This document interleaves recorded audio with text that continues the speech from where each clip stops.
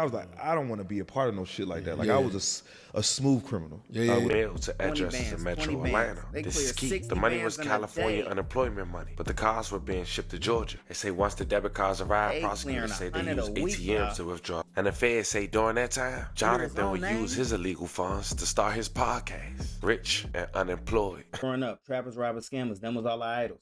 So look, there was this podcaster who blew up on YouTube making content. He had a podcast called Rich and Unemployed. His name was Finesse, and it turns out he was really finessing.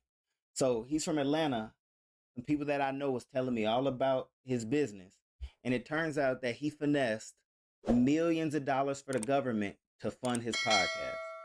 So it seems like he had a good idea, but he executed the idea with money off of fraud. Okay, so I MasoMoney. Make sure y'all like and subscribe. We're gonna get straight into the Rich and Unemployed story. Welcome to the late night special. I'm your host, Jonathan Dubaton, aka Finesse. Jonathan Dubaton. And call me anything. Anything. Please don't call me broke. I watched this. Listen, they hate the question. What you gonna bring to the table? They hate that question. Why they hate that question? I don't know why. Because they ain't got nothing. It's such a hard answer for them to answer. Like, what you mean? Right. Because all they got, I mean, not all of them, but it's the pretty face, and that's where most of them stop at. And they get mad when you say you the prize. Now we gotta be sus. Now we gotta be zesty, feminine. You know what I'm we zesty because I work out too. I got money. I look good too. You talking about? Yeah, nothing like that. Than he ever been. Not saying that everybody dad was a failure. Even if your dad was successful, that's your competition. I need to be better than that man. You better than most. I done finessed the world to think that I'm rich as fuck.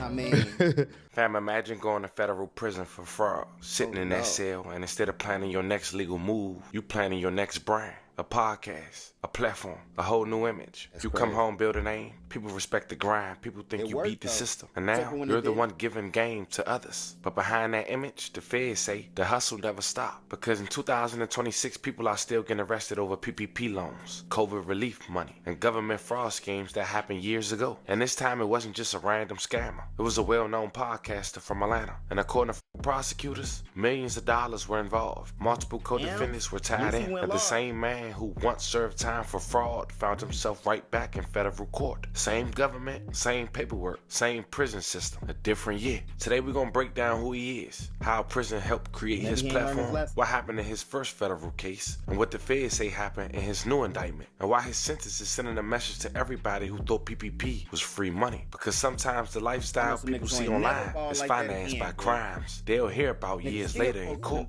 Before we go over this one, I want you guys to remember, I don't give you no angle. I just give you the story. So with that being said, make sure you like, comment, and subscribe. We're gonna jump right to it. Fam, when it comes to today's sponsor, recently a jury had ordered while prioritizing profits. The recent No, I feel you. It's just they ain't get paid on our channel. Ain't that right? No, I ain't gonna lie. I may have to scam Morgan and Morgan, y'all. I got an accident.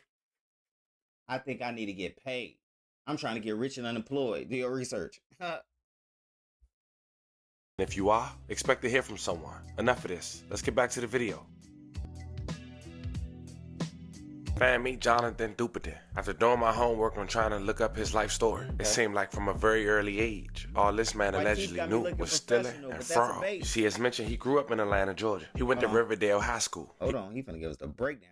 Work on trying to look up his life story. It seemed like from a very early age, all this man allegedly knew was stealing and fraud. You see, as mentioned, he grew up in Atlanta, Georgia. He went to Riverdale High School. He also attended a 2-year college at Cadone College. Unfortunately, he didn't graduate. He found himself doing fraud from another student's car. I tried to hoop. Grades was fucked up. Can you hoop though? I can't hoop. Okay, he can hoop. I can vouch for you. Who can vouch for you though? He can vouch for you. He can vouch. I can see Ash 100 pounds lighter doing this thing. Yeah. He do his thing out there. He's like Baby Shaq out there. That's what they call me. He's you know what I mean? No, I get buckets though. I played basketball 30 years of my life. So you tried to hoop and ain't work out, but you graduated from college or not? No, I got kicked out of college. No, I didn't get kicked out. I got in trouble in college for doing some illegal shit. Like some dumbass shit too, bro. Like it was a student card on the ground or some shit. I picked it up. I was like, damn, but that's where they deliver the bread at. Yeah. I was like, let me go see if they got some money on this motherfucker. So I go in the bookstore. I asked this one guy, I'm like, yo, bro, you let me swipe for this? He was like, nah. I'm like, all right, whatever. And I went to this next girl. I was like, I'll give you $100, let me swipe. She was like, I bet. I swiped the whole card out. The nigga didn't snitched on me.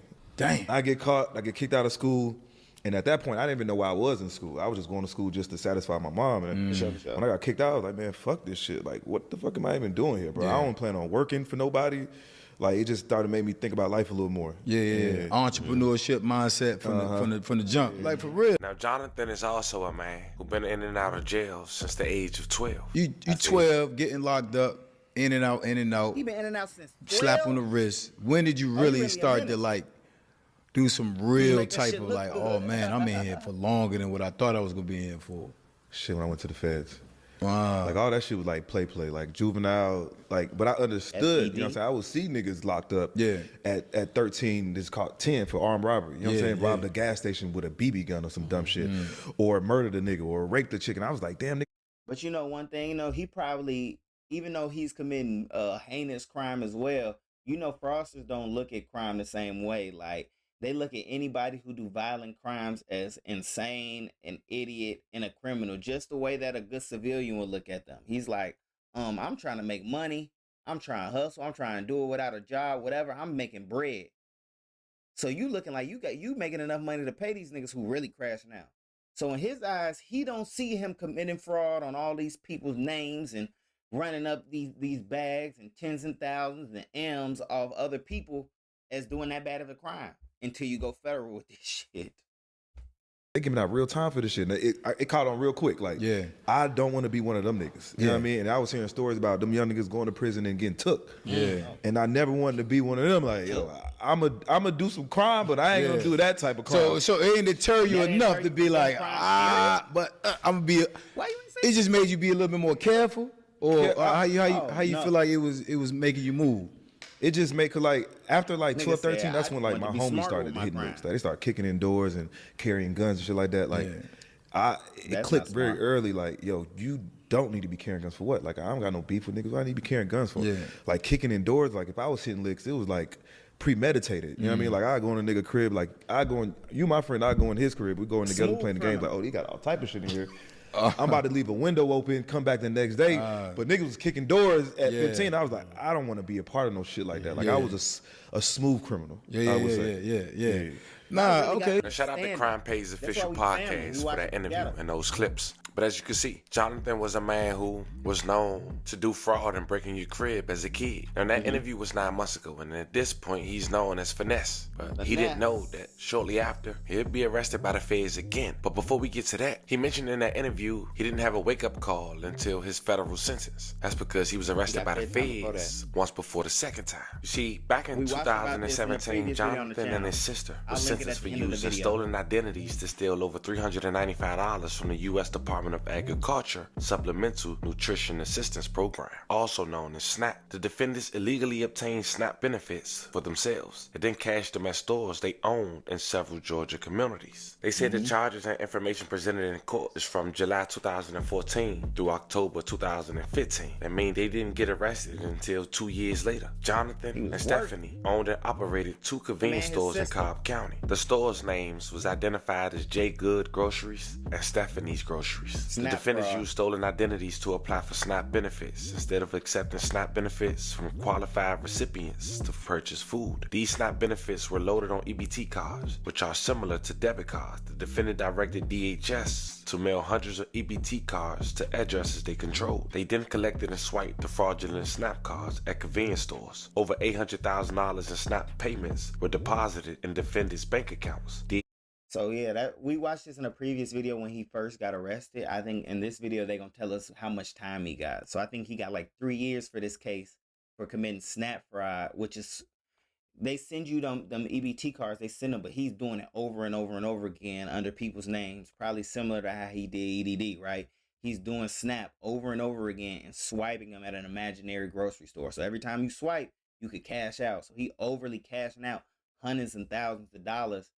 But I think one of the videos we watched, he said the way that he got caught was he had runners. He had little homies. You know, LeBron was seeing how much bread he was making, and they stole the cards. So when he did his count on the cards, I think he said when he did his count on the cars, he realized that he was missing some, and he called and got them sent back to where they was from. The problem is, if you send anything back, you make any returns on items you steal, cars you steal, anything you steal under someone else's name, is going to get sent back to the original owner. So a bunch of people whose identity got stolen for Snap who had no idea received their car back, and who do y'all think it all came back to? Yes, sir. Yes, sir. You know, I don't think these years-long runs is worth your life of freedom and being a lifetime felon. I want to vote one day. You get what I'm saying? Like, it should be risky. You making a bag, but is it worth it? What y'all think? Chess and USDA were able to link $395,000 of those funds to 321 fraudulent SNAP accounts. At that time, Jonathan was 28, and he was sentenced to 3 years and 9 months in prison. And Stephanie, she was 24 and was sentenced to 6 months in prison. Both defendants were also sentenced to 3 years of supervised release. Now in 2020, Jonathan going to the halfway house. And as you all know, during this time, it's COVID. The world shut down, and the government issued PPP. Business owners was able to get Paycheck Protection Program, which...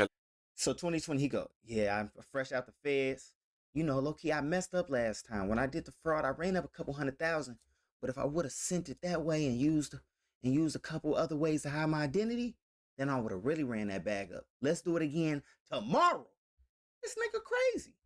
Allowed them to pay payroll and get other items to try to stay afloat during the pandemic. And we all know Jonathan was just in the feds, so he definitely didn't have a business. But he used this time to come home and apply for PPP loans. And apparently he had social security numbers from his EBT schemes. And he did just that when it came to PPP. You see, according to Jonathan's indictment, from around July 2020 to April 2021, during the height of COVID relief programs, prosecutors say Jonathan, alongside 3 other individuals, ran a large fraud operation involving California EDD unemployment benefits. Instead of legitimate unemployed workers getting benefits, they allegedly used stolen names, stolen dates of births, stolen social security numbers, fake unemployment claims, fake mailing addresses in Georgia, VPNs to hide where claims were submitted from. Most of the time, people had no idea their information was being used. According to this indictment, the scheme worked by step 1, steal identities. They allegedly got personal information from unwitting victims, names, birthdays, social security numbers. This info was used to apply for unemployment benefits in California. You see, the real reason people was using benefits in California was because they was one of the easiest and biggest targets during COVID unemployment fraud. That's why so many fraud cases involving people living in Georgia, Florida, Texas, or Atlanta still trace back to California EDD. They had higher payments and the verification was weaker.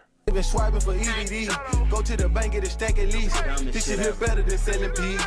So when it came to Jonathan and his crew, step 2, the feds say they had filed fake unemployment claims. They used VPNs to hide the real IP addresses and make it harder to trace where applications came from. They said step 3, they changed the mailing addresses to Georgia. Once approved, they allegedly updated the account so the debit cards would be mailed to addresses in Metro Atlanta. This is key. The money was California unemployment money, but the cards were being shipped to Georgia. They say once the debit cards arrived, prosecutors say they used ATMs to withdraw the money. The indictment specifically lists withdrawals like 1,000 and 200 repeated ATM withdrawals. That's what triggered the wire fraud counts. How much money? Well, the feds say they had over 300 debit cards mailed, about 3 million transferred. The indictment says CAEDD was duped into mailing over 300 debit cards and transferring approximately $3 million. Feds say they stole millions using dead people's and victims' identity during COVID. Not to mention, one of the co-defendants, Kadar Williams, allegedly filed fraud claims for himself too. And the feds say during that time, Jonathan would use his illegal funds to start his podcast, Rich and Unemployed. So it sounds like that nigga opened Rich and Unemployed after stealing $3 million from unemployment. Insane. It sounds like from the first time he ran his scam for $300, $400 off Snap, it sounded like he blew through that bag, like running it up, messing with females, traveling. You know, the way a nigga would spend 400 bands with no understanding. But it sounded like this time around, he in his 30s now. He got a little more understanding. He thinking like, I just gotta hit this lick one more time, then I can execute on my vision. So it sounds like this time around, he made that money. He had a little bit smarter of a vision. He like, okay, so I'm gonna make a podcast. That way I could get residuals. That way I can get income that's coming in monthly. That way I can maintain without having to continue to do fraud. So on his second life, he did steal, but he had a little bit more clarity of vision for the long term. Because however long this nigga get, they probably gonna give his ass at least a play action pass numbers. 10, 15. You know what I mean? They don't give him a play action in them numbers, years. But it sounds like when he get out, at least he has solidified himself as a human, somebody as a voice. That way, I mean, I'm trying to think in the mind of someone doing fraud and then going online with it. He probably thought that in the long run, if I do get caught, at least I have an audience and a name. That's decent. I get where he thinking. But fraud only pay off so much, y'all. Oh, Rari. Welcome to the late night special. I'm your host, Jonathan Duberton, aka Finesse, and call me anything. Anything. Please don't call me broke. Also known as rich, because hey, that's just me. That's just how I am. That's just who I am. That's just destiny. That's just destiny. But Happy New Year, man, to say the least. Y'all been rocking with me for a minute, and I believe this is my third New Year on Late Night Special. Podcast, though. I can't lie. And you know, LeBron look up to the scammers and scrappers, though. So we done came too far. We done came way too far. A new year is big boy fraud. New comings, new, fresh. If we look at the world, like during this time, it's winter time, it's fall time, everything is dead. There's nothing growing. But in the springtime, that's when everything blossoms. That's when everything in the world just come alive again. That's really the new year. You know what I mean? But I don't know who designed this shit. I don't know who put this in effect where they just made the new year in January. But hey, whatever. We here. I don't want to bust y'all bubble, but we here, goddammit. I done finessed the world to think that I'm rich as fuck. Like, let me explain, because like people, it's hard to believe when I tell people that I'm broke. Hey, I ain't got it right now, bro. Damn, bro, like my bank account low. Like, motherfuckers don't believe it. Motherfuckers call me like, hey man, bro, this is my rich partner. Not knowing, bro, I'm fucked up right now. But it's all about perception. It's all about, how you carry yourself in these times. You know what I mean? Like, I never walk like I'm broke. You know what I'm saying? I never act like I'm fucked up.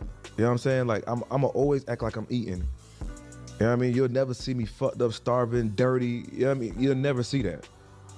So they don't have to see that from you. They don't gotta know when you fucked up. They ain't gotta know when you broke. They ain't gotta know when you sad. They ain't gotta know that. We ain't gotta show the world that. Or shit, be vulnerable and tell the world, man, I'm fucked up, I'm broke. I can say that, but people still don't believe me. My broke is a different broke. I get it. My broke would be, shit, I'm down to my last 20, 30,000, 40,000. Shit, when I'm at 50, I feel broke. When I get down to like 20, shit, he getting through it. I'm just panicking. You know what I mean? Because like, bro, at any given time, I could be at zero. And I cannot be at zero. I can't not be at a negative. You know what I'm saying? I hear you.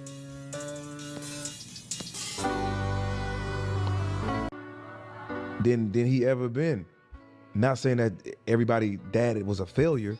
Even if your dad was successful, that's your competition. I need to be better than that man. Just look at you.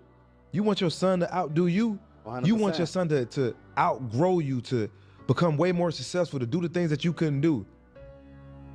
You need to outdo your daddy. Yeah. Do what he couldn't do. He couldn't build a family right. You do it. You know what I mean? Your dad couldn't get rich. He couldn't get wealthy. He couldn't build for the family. You do it. The fam, that was one of his last episodes. Now he using AI. But in that physical appearance he wrote in the title, did he know the FEDS was coming? Maybe he knew, maybe he didn't. But what we do know is all he knew was fraud. But there you have it, fam. To think you come home from the FEDS for fraud and still do PPP unemployment fraud. It's crazy. And that's really the part people forget. The pandemic may be over, but the federal investigations never stop. A lot of people thought PPP, unemployment fraud, and those COVID reliefs were quick money, something that never happened during chaos that would just disappear with time. But the government don't forget where their money went. Sometimes it take 2 years, sometimes 4, sometimes even longer. But eventually, if that paperwork lead back to you, those handcuffs catch up. And in this case, prosecutors say over 300 debit cards, stolen identities, fake unemployment claims, and nearly $3 million all led back to a small circle of names and a few Atlanta addresses. The same image people build online, the flashy lifestyle, the success story, the I figured it out narrative, sometimes be funded by something completely different behind the scenes. And when the truth hits federal court, the internet can't save you. Because within the last 24 hours of me making this video, Jonathan was sentenced to 7 years in prison. Be a long time before he come back home. And I could be corrected, but I believe it's at least 85% of your time in the feds. But fam, it's time to let me know what y'all think about this one. Man, what do y'all think about this, man? Yeah, he ran up, 3 M's for 3.5 million? Ran up some M's. I mean, it sounds like he ain't hold on to it for too long because the lawyer fees finna cost him. You gotta pay to live. He living an exuberant lifestyle to pop it online. It sounds like he created a really good platform, right? He's spreading info. He's living a millionaire lifestyle. I mean, it's the way he got it that got him 7 years in prison. But the concept's pretty good, right? You make content, you make a podcast, you're able to give information to people with a very high quality of life, with a type of image that most people strive to have. I just think he did it wrong. Like, he had no patience to be that old, not lack the patience, or to try to upkeep that image. It ended up putting him right back in the same position, prison, 5 to 7. So 85%, he doing at least 5 in there, man. Would you risk that time, y'all? Like, let me know what y'all think about this video. I'm MasoMoney. I'm going to be here for a while, so make sure y'all like and subscribe. If y'all don't do none of those things, though, family, just watch another video. I'll see y'all in the next one, man. I'm out.